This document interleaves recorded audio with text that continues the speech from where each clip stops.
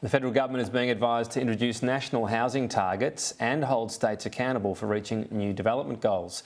As Julia Bradley explains, the Business Council is calling for planning systems to be reformed ahead of a big increase in migration.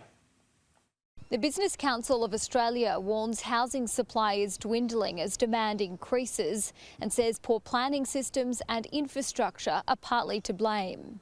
In a new report, it's advising the federal government to implement national housing targets in line with population growth and says states should be incentivised or penalised to meet those goals. It also suggests governments should speed up the time it takes to rezone land or approve new housing, and that governments should move away from stamp duty and towards land tax.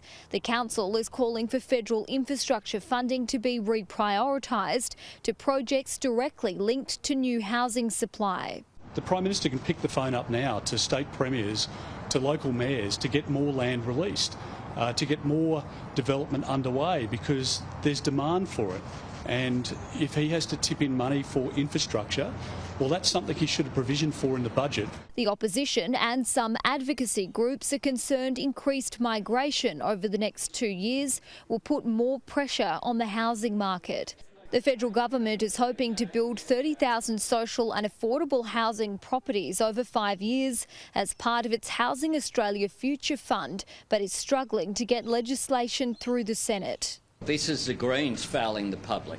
This is a gap that is there with the Greens political party between their rhetoric and their delivery. This is them putting politics before what is needed.